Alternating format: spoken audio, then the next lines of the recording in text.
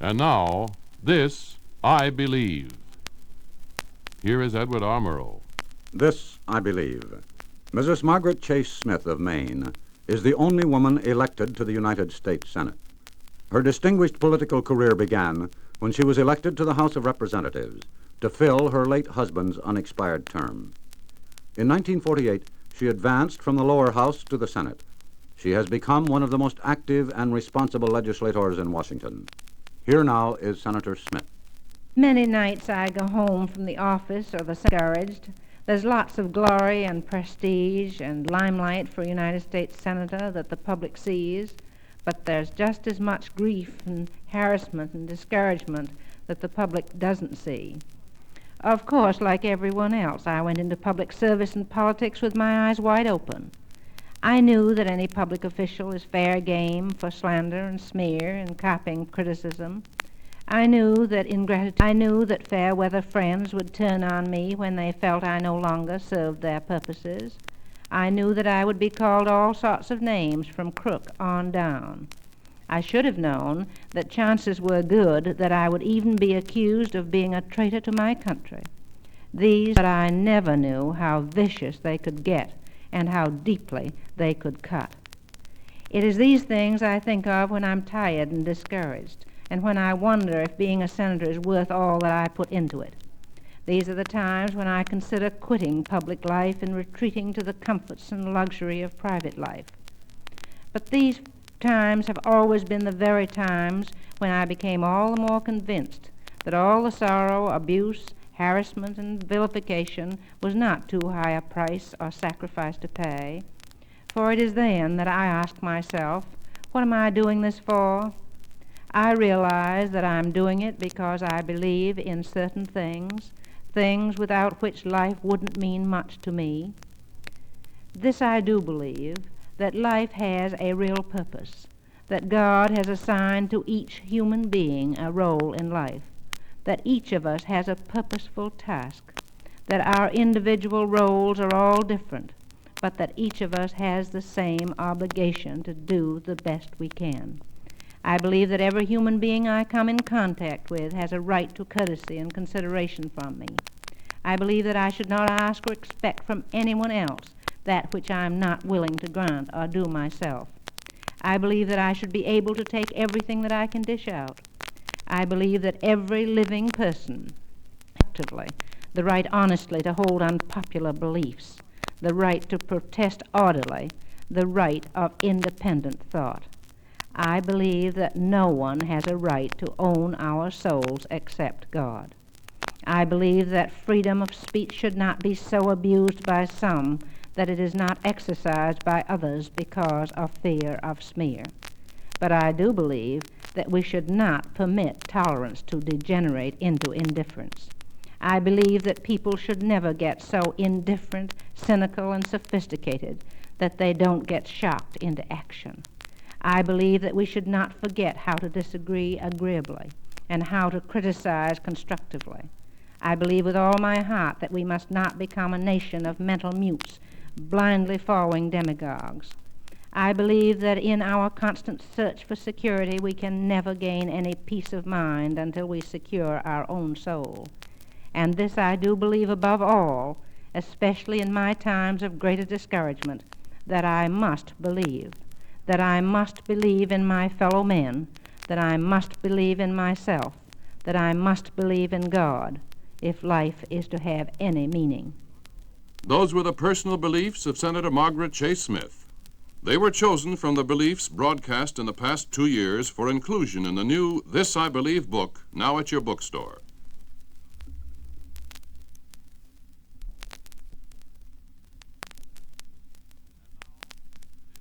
And now, This I Believe, a series of living philosophies presented in the hope they may help to strengthen and enrich your life.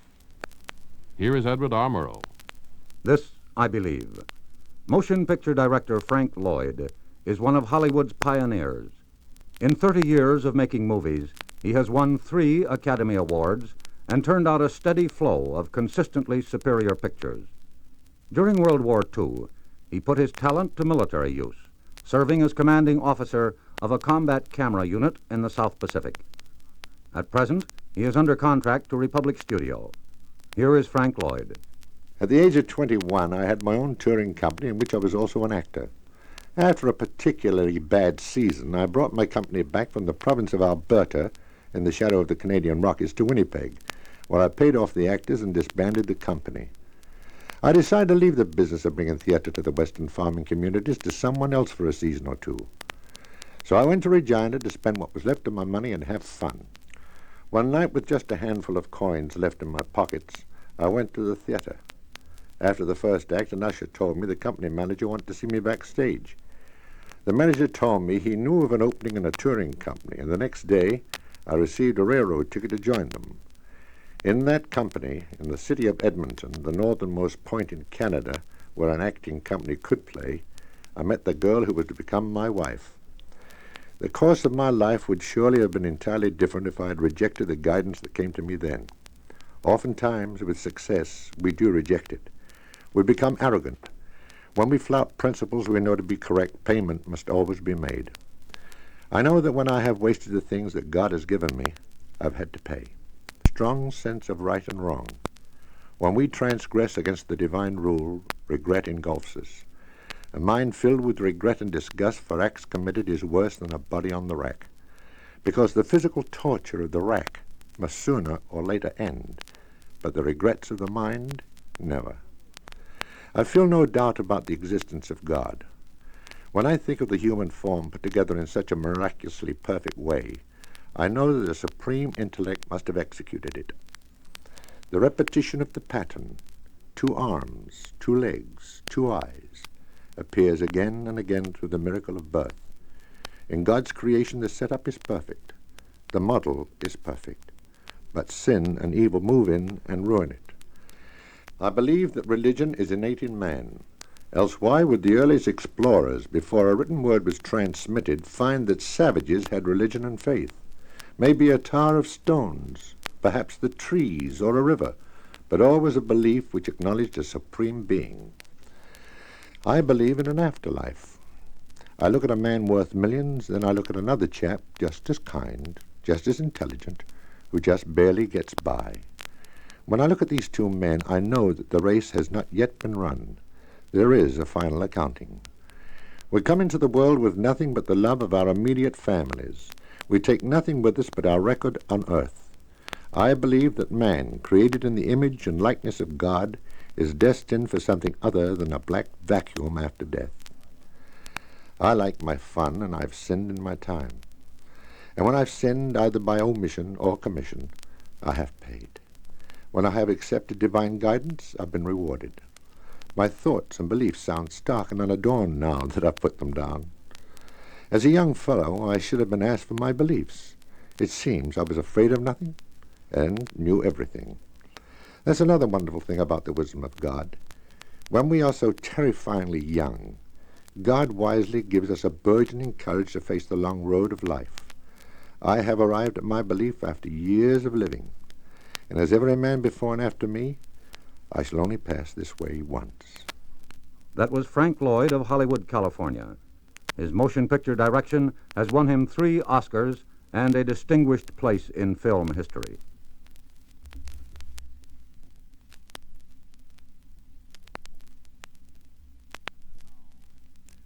And now, This I Believe. Here is Edward R. Murrow. This I Believe. Rob Sagendorf is the publisher of The Old Farmer's Almanac, which has been printed continuously since 1792. He lives in Dublin, New Hampshire, where he served for 9 years as selectman and for the past 2 years as town moderator. A native New Englander, he was the founder of Yankee Magazine in 1935 and for 14 years its president. Here are the personal beliefs of Rob Sagendorf. When I was the grand old age of 24 and very wise indeed, I did not consider it presumptuous to write out 10 good and true beliefs for my own future guidance. These, I see by notes kept at that time, were paraphrases of what I had been taught at mother's knee, with dad's razor strop, in school, college, church, the Bible, Shakespeare, And among those forgotten men in today's successful world, the before Freud poets. There is not as much of the trying and seeking in the beliefs I hold today. Life has become, 30 years later, much more natural and makes a much better meal in being taken as it comes. Love and laughter were not even included in my 10 points, nor was the awareness of great forces, realms, within as well as outside of myself, for which there just aren't any words in any known language. But come with me for a moment. We can walk off here on the edge of a mountain and look around a bit. Above is space with many worlds like our own. On the surface of the sphere, just now curving into the ocean, are more than 2 billion souls like us. Does it really matter, I ask, as you stand on this mountain ledge, what I do or think or say? Won't this universe keep on running pretty much as it is, without the help or hindrance of my beliefs? Perhaps so, but I believe that no matter how comparatively small and insignificant you and I may be in relation to God's whole, still to Him and for His purposes, this relationship between God and ourselves, and that between ourselves, remain, if we will, the most important relationships there are. I have said, if we will. By this I mean we must answer to and obey the calls of conscience. This leads to understanding, and in the understanding of life we realize it is everlasting, that there is no death, that the concepts of love and faith and charity are larger than continents, oceans, and skies. I believe we are born with this understanding. I am certain that my 2-month-old granddaughter, with her love and laughter, tells it to me in her eyes and smiles. She has this knowledge of the universe which we all crave. Man will never come closer to the truth than in what this little child knows. But I pause to wonder, in conclusion, if what I have been saying is honest and sincere. Aren't these just so many words by which I don't really abide? Such a personal philosophy can lead but to constant disillusionment. And in fact, I do find myself most of the time either just about to fall or having fallen flat on my face. But the point is, I believe, that falls or no falls, after a little brushing off and some minor repairs, I'm usually ready to get up and go again and again and again. And to me, that is living. So much so, I want to quote the first poem I ever placed in my notebooks to call my own. It is by Sarah Williams. Is it true, O Christ in heaven, that the highest suffer most, that the strongest wander farthest and most hopelessly are lost, that the mark of rank in nature is capacity for pain, that the anguish of the sinner makes the sweetness of the strain? The answer, I believe, and always have believed, is yes. Those were the personal beliefs of Rob Sagendorf, publisher of The Old Farmer's Almanac.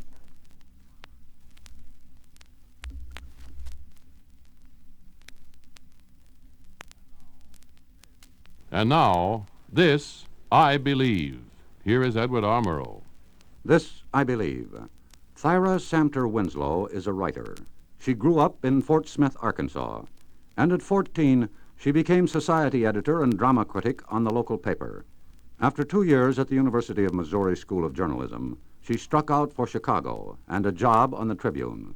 Failing to get it, she became a chorus girl, which she preferred then anyway. After a couple of shows, she went back to the Tribune, and this time she got the job. She sold her first short story to Smart Set, and they bought every one she wrote after that until the magazine closed. George Jean Nathan was co-editor with H.L. Mencken, and he became her lifelong friend and has titled all her books. She has written 1 novel, 2 books of nonfiction, more than a half-dozen collections of short stories, and her work has been published in over 20 anthologies. Here is Thyra Samter Winslow. The general idea is, I believe, that we grow through sorrow. If that is true, I haven't grown at all, but live in a sort of personal dream world. It's a mighty pleasant world, and I wouldn't change it if I could, and I'd like a lot more of it. Outside the deaths of my parents and my beloved grandmother, which, according to biologists, is a natural sorrow, nothing bad has ever happened to me. I've had the usual but not too severe emotional upheavals. That is absolutely all I can produce in the way of misfortune. As nearly as I can tell, though I feel pretty guilty saying it, I've been happy all of my life, and I'm extremely happy right now. I believe that the four most important words today are curiosity, flexibility, faith, and love. If everyone were more curious, the way scientists are curious, they'd have less time for personal grouches and accomplish more. Flexibility may be the means of adjusting to difficult or just to new situations. Faith means faith in yourself as well as in your fellow man and in God. Love thy neighbor as thyself doesn't mean just love your neighbor. It means, it seems to me, that you should love yourself, respect yourself, actually care for yourself first, and then go ahead and give some of the same care and attention to your neighbor. Love is included in that, too. I believe absolutely in prayer. I don't think that praying is putting a coin in a heavenly slot machine, expecting results to come tumbling out hot and buttered. I do believe that if we do no evil and do not break God's laws and do the best we can and pray sincerely, that we usually will get not only what we deserve, but many, many times more. But we've got to know what we want and work and pray for it and not be half-hearted in either our endeavors or our prayers. Being an only child, I don't know what it means to be lonely. For I work alone and I spend a lot of time alone. I look forward to an evening with books or television, but I think I understand other people's dread of it, and I try to help them. I try to help them get over other fears, even though I seem to have been born without a lot of them. During the war, I went up in any sort of a plane with student pilots. It gave them a nice feeling of confidence. I've done a lot of other things that were foolish, but not specially brave. Bravery is only when you do something which shows you have conquered fear. I am completely improvident. Having never felt want or hard times or great unhappiness, I've made a living as a freelance writer since I was 17. It's been a mighty easy way to make a living, too. And when the check does arrive, there are always others who need it more than I do. So after I pay present upkeep, I find it has disappeared. I haven't loaned money in years. That means hard feelings, I found out. I give what I can, and not at all wisely, I'm afraid, though it seems to be the only possible thing at the time. And I've never borrowed a cent in my whole life. Perhaps I shall always be able to do my share and make both ends meet and lap over a bit, and write more and a lot better. I certainly hope so. I'm not going to worry about that now. I'm having too good a time. That was Thyra Samter Winslow, a prolific writer of short stories. Her latest collection is titled The Sex Without Sentiment.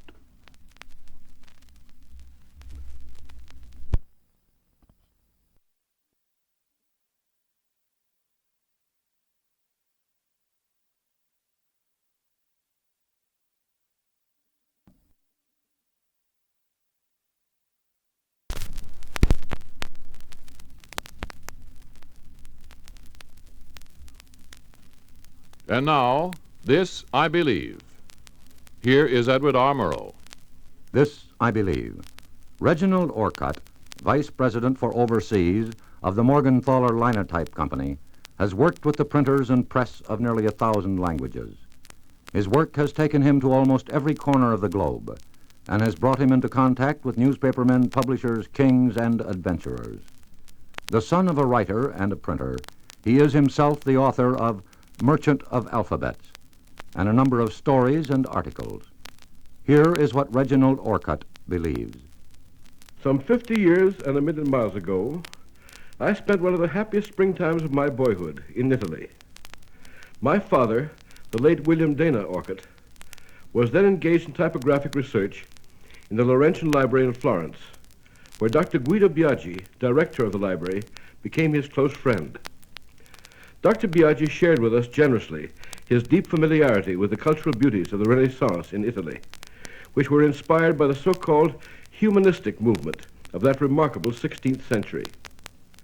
As a result of this humanistic pattern of thought so long ago, our world of today has been enriched with a great and dynamic heritage of painting, sculpture, architecture, literature, and beauty. Dr. Biaggi and my father, after many attempts, succeeded in expressing in language the very essence of the humanistic creed. This humanistic creed is no copybook maxim, nor the utterance of any individual. It is an expression of the composite thought that dominated a great era in the growth of Western civilization. I quote my father's text of it. Hold yourself ready to accept truth, unprejudiced as to its source, and having received truth, accept the responsibility to give it out again, made richer by your personal interpretation. Since that faraway springtime, it has been my portion to travel throughout all the world, from Greenland to New Zealand, Siberia to the Belgian Congo, in the service of the graphic arts. And working in such tense and difficult foregrounds as or with the Afrikaans and Bantu press in Africa, or within the peaceful wide horizons of Iceland or Tasmania, that humanistic creed has glowed in my subconscious until it has long since become a treasured ideal to live by. In the years between World Wars I and II, I lived in countries whose citizens or subjects were blighted and harassed with fear and mistrust and hatred, both civil and international. While the Nazis were censoring out such international words as telephone, substituting all German nouns for the hated foreign expressions, the Russians were censoring God from their dictionaries. But 2 and 2 still make 4, even in the mouths of those whom we may be obliged to regard temporarily as our enemies. And that is still true, even when they have to hear it from us. Ye shall know the truth, and the truth shall make you free, is still valid from pole to pole, even though curtains of iron or bamboo may try to exclude it by force. So accept truth, unprejudiced as to its source, and to give it out again, made richer by one's personal interpretation, is as vitally important as it is often difficult. Words in whatever language, whether spoken, on the printed page, on the radio or screen or television, are conveying thought, from one to one or one to millions. To evaluate them with integrity, with both tolerance and a critical spirit, is a worthy challenge toward a world of peace, goodwill, and understanding. In the beginning was the Word, wrote St. John, and the Word was God. And God transcends all frontiers. That was Reginald Orcutt of Newport, Rhode Island, Vice President for Overseas of the Mergenthaler Line. And now, this I believe. Here is Edward R. Murrow. This I believe. Sir Ernest Macmillan is conductor of Toronto's Symphony Orchestra and Mendelssohn Choir. At 10, he first appeared as a concert organist. He earned his Doctor of Music from Oxford in 1918 after 4 years in a German prison camp. A composer and choirmaster, he has been Dean of Music at Toronto University and Principal of the Toronto Conservatory. Here now are the personal beliefs of Sir Ernest Macmillan. I am one of 2 billion or more human beings clinging to a planet inconceivably tiny in relation to the universe. Small as it is, the Earth may yet be the only place where the thing we call life has found a means of manifesting itself through matter. At any rate, we have no knowledge of life elsewhere, and even here, life has not existed long in comparison with the planet's age. Has my life, then, any ultimate significance? Has life in general any significance? A sense of proportion might well lead one to say no. Yet all my instincts tell me that it has. Life, whether confined to this earth or not, seems to me infinitely more important than all the vastness of space with its countless suns and planets. I think I can realize why scientists have practically given up their attempt to explain life in purely materialistic terms. Mathematical probabilities, I am told, are overwhelmingly against the accidental production of even primitive forms of life. The appearance of a Shakespeare, an Einstein, or a Beethoven through a fortuitous combination of atoms seems to me an absurdity. How life has come to manifest itself through matter, whether it can exist apart from matter, whether it is confined to this earth, these things one can guess but not actually know. Science, philosophy, and human reason take us only so far, take us to a point where we may either stop unsatisfied or enter the realm of faith, the realm of religion. We look to religion to endow life with ultimate and enduring significance. For my part, I find belief in a personal creator easier than belief in a nebulous and impersonal life force. But the important thing is to believe that the thoughts and acts of humanity, which for present purposes means you and me, are not in the long run empty. Brought up in a God-fearing, I was taught at an early age that man's chief end is to glorify God and to enjoy him forever. To glorify God is primarily to accept the universe with glad affirmation, with gratitude not only for life's great experiences, but for many ordinary things that we hardly notice. Fresh air, good food, a job to do, and sleep after exertion. Good health and fortunate outward circumstances are not granted to everyone. Sufferers who, whatever their handicaps, have found compensations and therefore a large measure of happiness. The kingdom of heaven is within. Glad acceptance of life is often far from easy. There is much misery in this world, and the mere Pollyanna is a fool.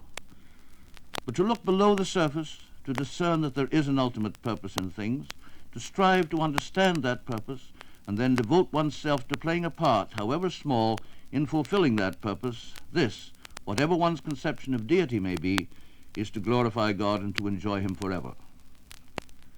Being a musician, I often think of life as an unfair is exceedingly complex.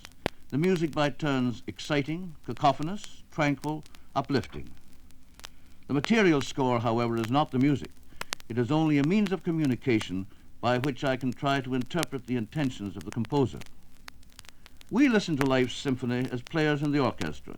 It is hard, perhaps impossible when struggling with one's own part, to hear the music as a whole, but let us keep on trying, and in doing so our own part takes on a new significance. Perhaps someday the truth may be revealed to us, for now we see as in a glass darkly, but then face to face.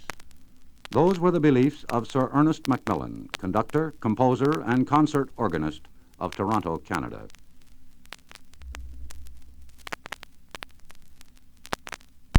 This I Believe. Here is Edward R. Murrow. This I Believe.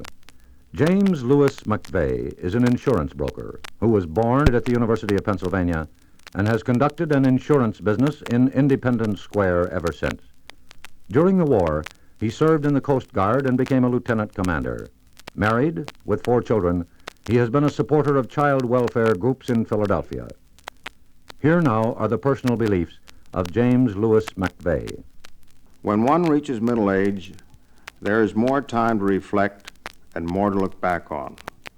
It's like being on top of a high hill and overlooking the view. You have climbed distance and look back to your present landmark. You have slipped, possibly fallen, recovered yourself, and continued. Beliefs, then, are part of the landscape. Some recede, others are shaken but remain, and some, like peaks, stand out fixed and firm. My father and mother gave my sister and myself a good, happy home, and they practiced their religious beliefs. I was brought up by the golden rule: do unto others as you would have them do unto you, in which I completely believe. I have tried to abide by it, but at times it is difficult to turn that other cheek. There is many a slip, but while there's life, there's hope. I was brought up in my gain is not necessarily a symbol of success, nor did it bring happiness.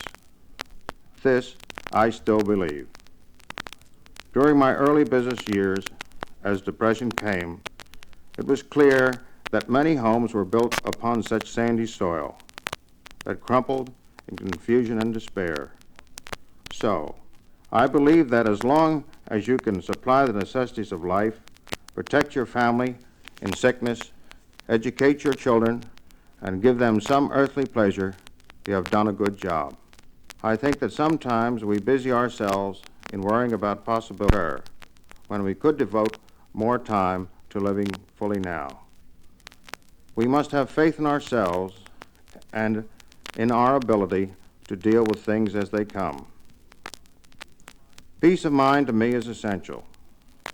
For me, it comes to the accomplishment of everyday routine things, such as getting details over and finished as soon as I am able, meeting obligations as promptly as possible, In other words, just living each day through in the best way I can.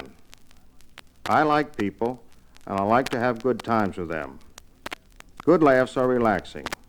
Irritabilities vanish when enjoying people with their varied personalities and experiences. Also, I believe people to be very educational. Above all, intensive personal arguments are distasteful. I believe in avoiding them whenever we laugh, saves many at home with a wife and children to practice. Because even though it is not always successful, you usually get E for effort. Prayer in good times as well as bad, good friendship, a smile, raising faith to yourself, a sense of humor, a chosen, not too fast a pace. None of these things bring on ulcers, but contribute to a happy, healthy life. This I believe. That was James Lewis McVeigh, insurance broker of Philadelphia.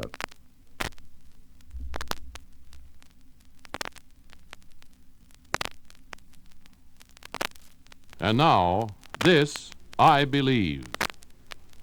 Here is Edward R. Murrow. This I believe. Ray Montgomery is a teacher, freelance writer, and former gunner's mate. Before his 4 years of service with the Navy during World War II, he was a social studies head of the National Youth Administration in the hills of West Virginia. His beliefs are the result of this varied experience, plus a good deal of sober reflection.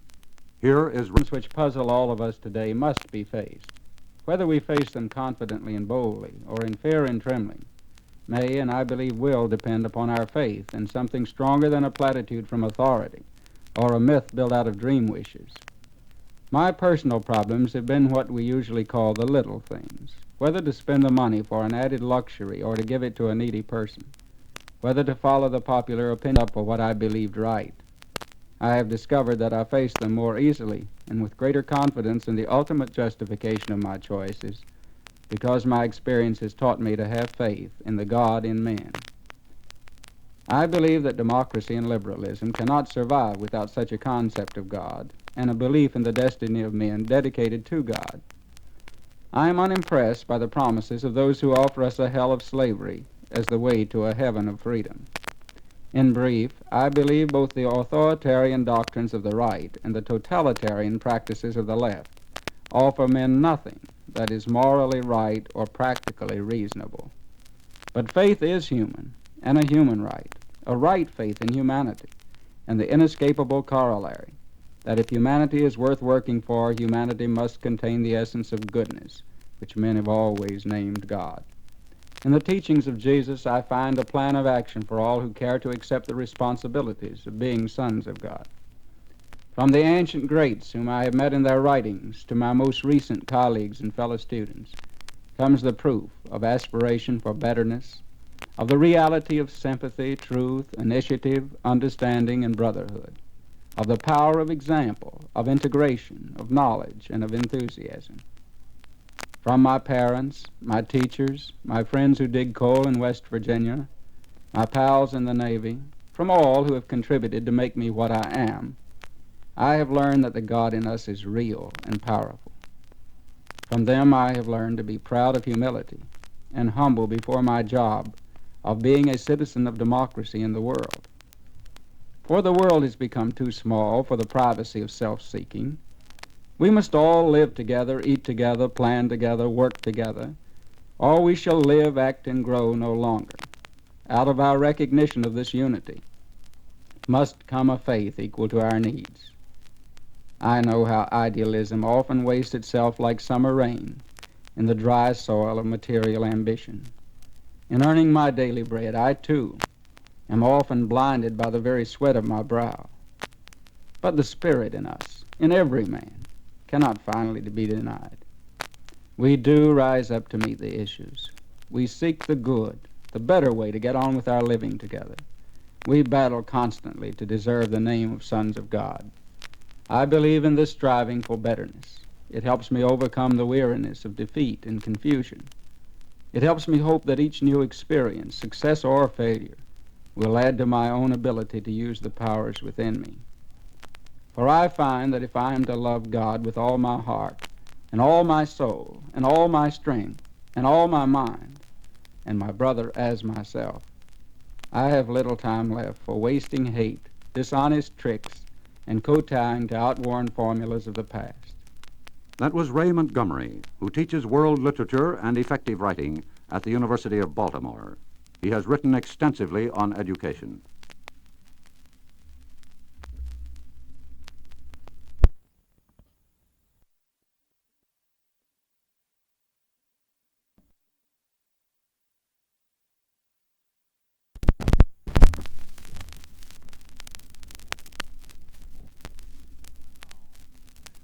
And now, This I Believe.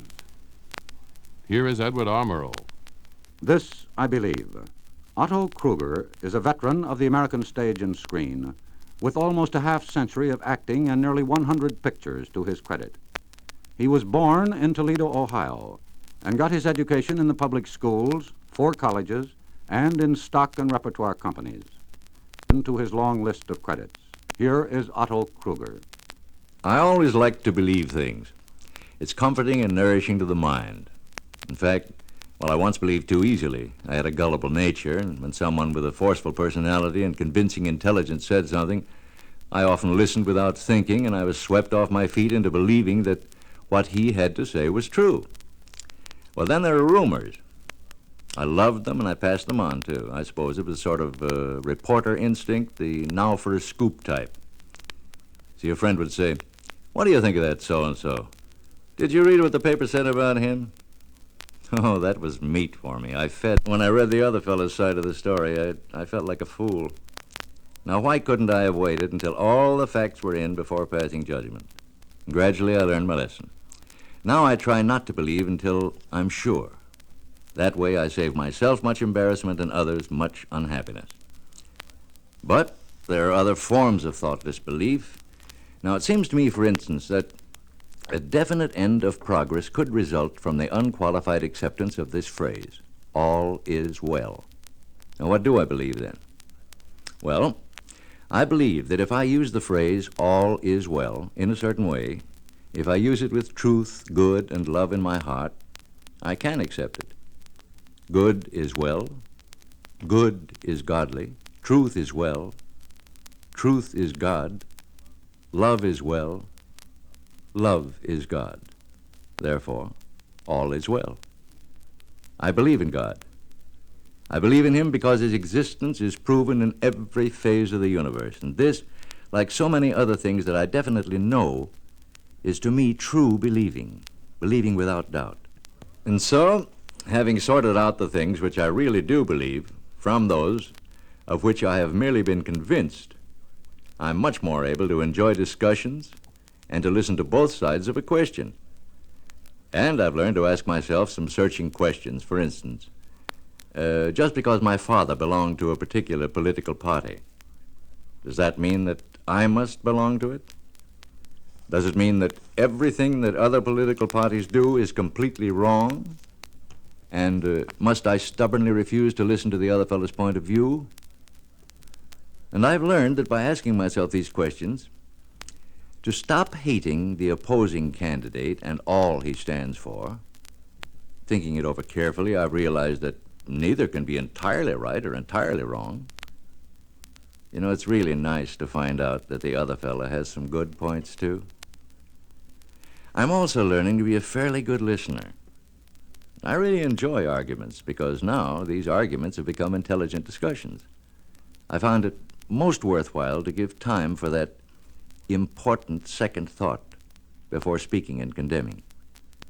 I suppose most of this mellowness and temperance has developed through experience, but I'm happier in my tolerance. I find it fun to form intelligent opinions. I enjoy discussions, well, because I learn by them. And I now read editorials instead of headlines. And most important of all, I've learned that no lake can be sweet with bitter water flowing into it. Wrong believing can so easily become a habit. This I believe.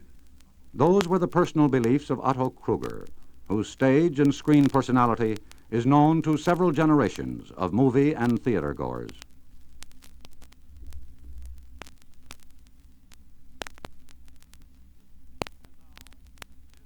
And now, This I Believe, a series of living philosophies presented in the hope they may help to strengthen and enrich your life.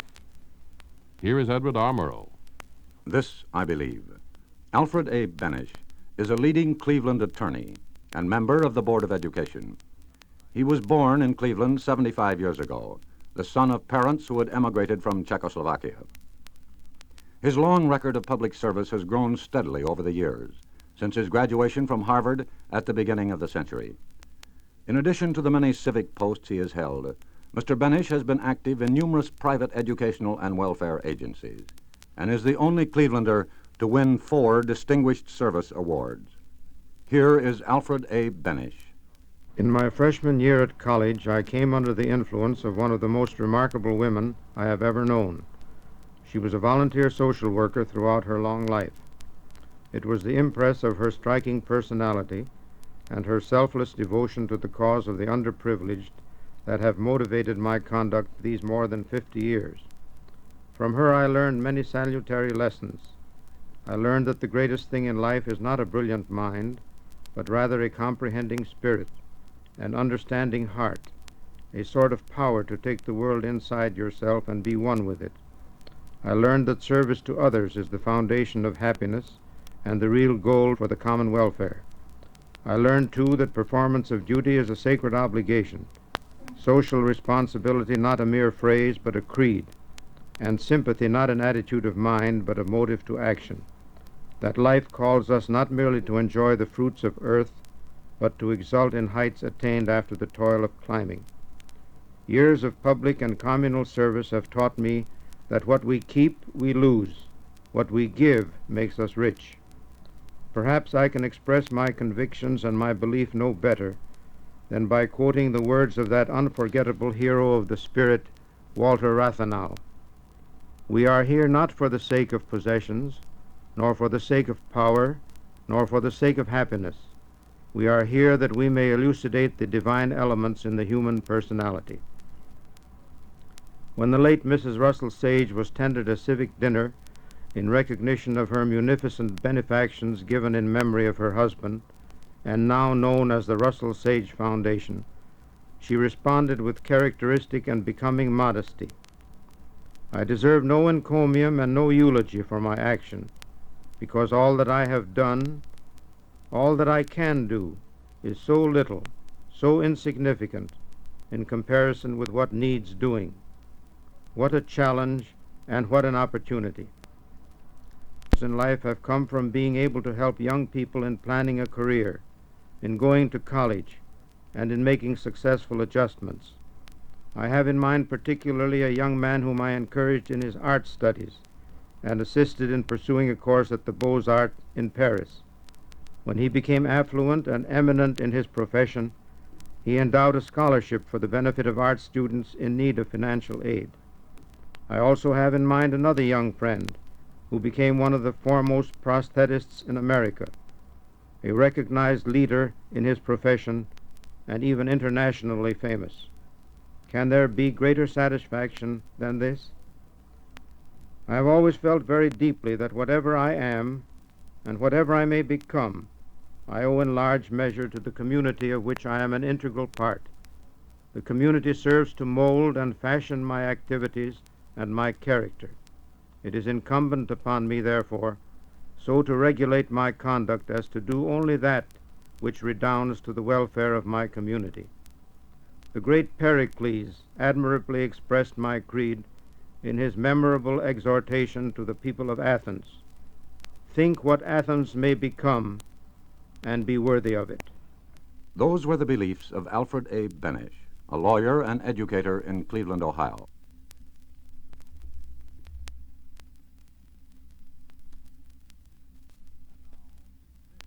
And now, This I Believe. Here is Edward R. Murrow. This I Believe. Rose H. Altshuler was one of America's pioneers in nursery school education. In 1926, she organized and was staff director of the first public nursery school in Chicago. Since then, she has been responsible for scores of WPA and wartime nursery schools. She is the author of the widely studied handbook for parents, 2 to 6, which is now in its 10th printing. She is the mother of 5 and the grandmother of 13.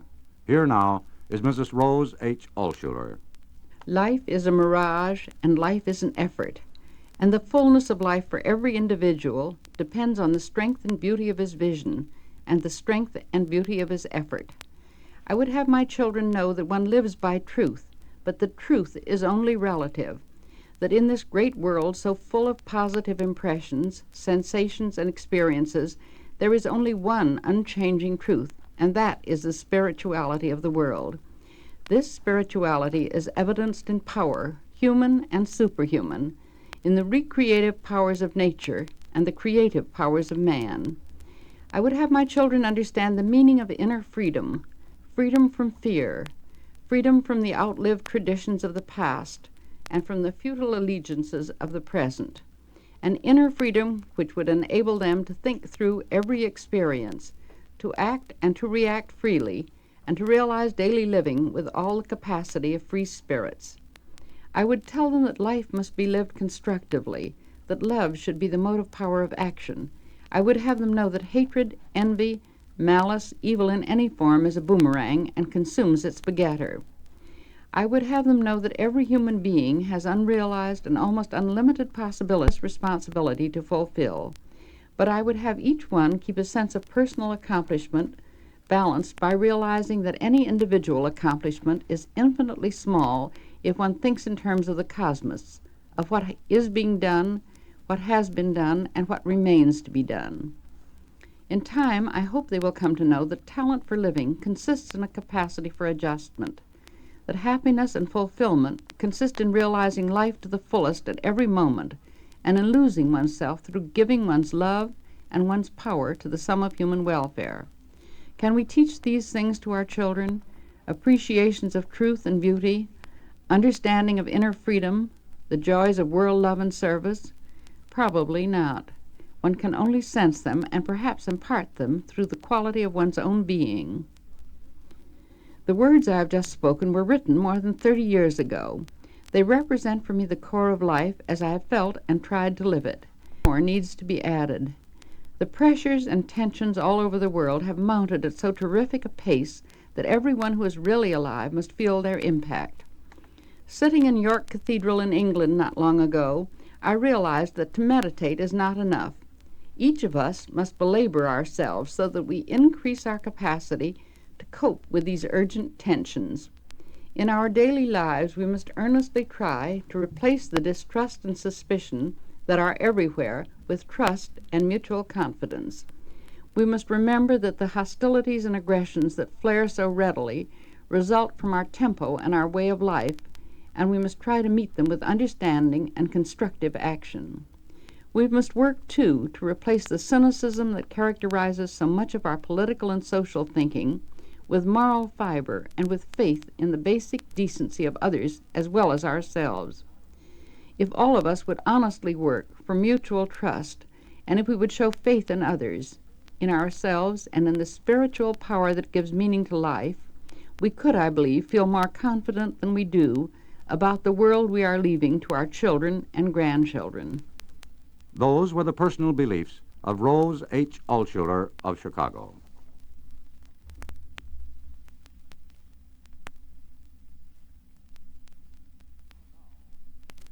And now, this I believe. Here is Edward R. Murrow. This I believe. Ronald Kurtz is a 20-year-old electronic technician third class in the United States Navy. He was born in Brooklyn, New York, and grew up in the Bronx, attending Evander Childs High School. After graduating in 1951, he signed up with the Navy. When his enlistment is up, he plans to go on with the technical training which he began in service. In a letter to his mother, which she kindly shared with us, this young sailor put his ideals and his hopes for the future into words. Here is Ronald Kurtz. I believe that God is nature. Chance could not have made the world we live in. We could not have come from water and rock alone. The trees, the snow, the sea, a flower. I believe the beauty that is springs is the beauty that is God. When I see a beautiful sunset on a clear, warm day, I know a happiness so keen it passes through my heart and leaves only the pain of beauty, a sorrow that means this too shall pass. It is then I feel a closeness to God. I never pray. All my prayers have been answered long before I knew what to ask for. I believe that man has courage beyond all other animals. I believe I'm just a part of the whole of humanity. Its ends are my ends, my means are my career. If I can help by teaching, then I shall teach. I believe we must sacrifice a little of ourselves for others.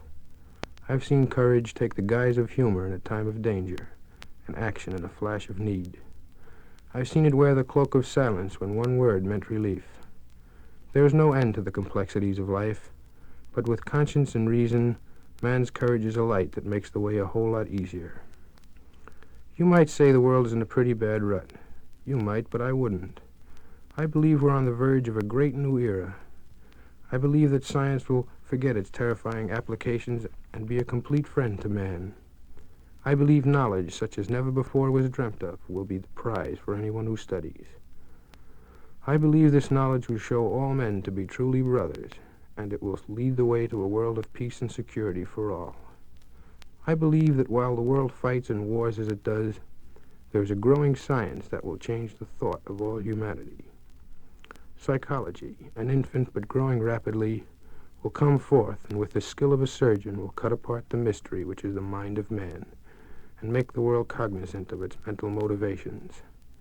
From this will come an understanding of each other and a new and truthful moral code. Man is an architectural, mechanical masterpiece. His efficiency is far above that of our machines. He has a chemical plant within himself that can never be duplicated or surpassed. I believe in man's integrity, his dignity, his natural individual rights. I respect them to a point where I'll do nothing I would not want my neighbor to do. That is my simple law. But man is helpless by himself. Therefore I am part of a family, a home, and a nation. I believe in this nation. It's as good as its history. I can't wait to get home, and God knows how much I love my family.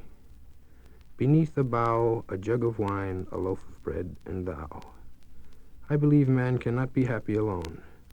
I want a home for myself someday, and a wife and children.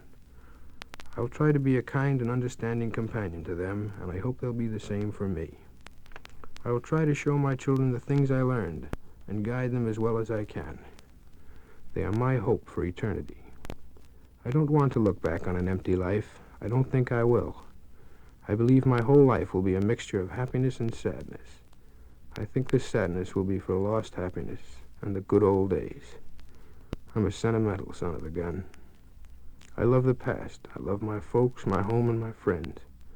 I want to do my living with them, enjoying the ties of closeness and love they afford me. It's when I'm with them, laughing, crying, loving, that I know why I believe. That was Ronald Kurtz, technician, 3rd class, in the United States Navy.